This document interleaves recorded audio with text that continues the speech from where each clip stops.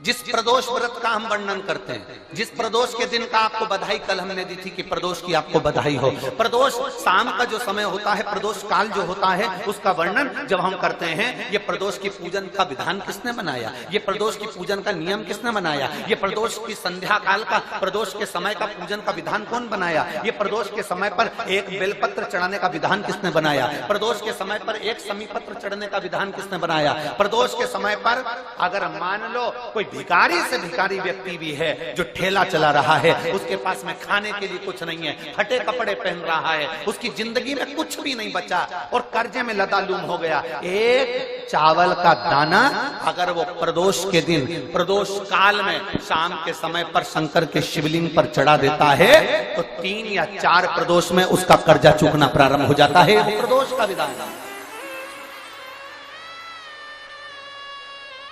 इतना ये प्रदोष का वर्णन करा किसने, इतना प्रदोष की महत्वता बताई किसने, कौन करे इतना वर्णन। अगर प्रदोष की महत्वता बताने वाला कोई है, इसीलिए मेरे शंकर भगवान माता सती को लेकर कुंभज ऋषि के यहाँ, अगस्त ऋषि के यहाँ कथा सुनने के लिए गए थे, क्योंकि उनके बराबर कोई शंकर के महत्व को बता नहीं सकता और प्रदोष के महत्व को नहीं बता सकता। सती मैया को प्रदोष का महत्व बताने के लिए शंकर सती जी को लेकर कुंभज बाबा के यहाँ गए थे, अगस्त ऋषि, कि प्रदोष के महत्व को तो जानो सती,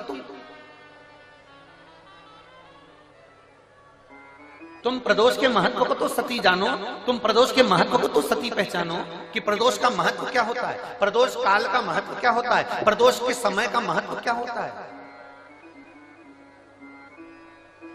जिस समय पर सूरज डूब रहा हो, चंद्र प्रकाशित हो रहा हो,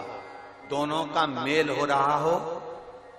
ना तो पूरा सूरज डूबा है, ना पूरा चंद्र आया है, ना पूरा अंधेरा है, ना पूरा उजाला है, उस समय को प्रदोष काल कहा गया, उस समय को प्रदोष का समय कहा,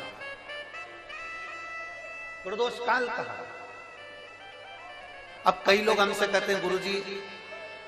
आप हमको प्रदोष का समय बताया करो कि प्रदोष काल किसको कहते हैं, प्रदोष का समय किसको कहते हैं। अब एक बात हम आप सबसे कहना चाहते हैं, जितने लोग आस्था चैनल पर सुन रहे हैं, जितने फेसबुक यूट्यूब पर सुन रहे हैं और जितने रेवाड़ी की इस पवित्र धरा पर कथा को सुन रहे हैं, आप सबसे एक बात कहना चाहेंगे,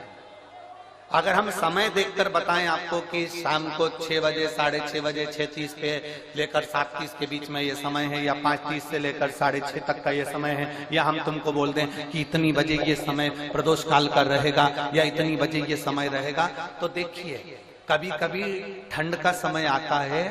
तो दिन जल्दी ढल जाता है, कभी कभी गर्मी का समय रहता है तो दिन बहुत लेट ढलता है। इसलिए समय की गणना से मत चलो, आप तो ये अंदाजा लगाकर रखो कि दिन ढल रहा हो, अंधेरा होना शुरू हो रहा हो, सूरज डूब रहा हो, चंद्र प्रकाशित हो रहा हो, अंधेरा अपना काम कर रहा है, सूरज ढलता जा रहा है,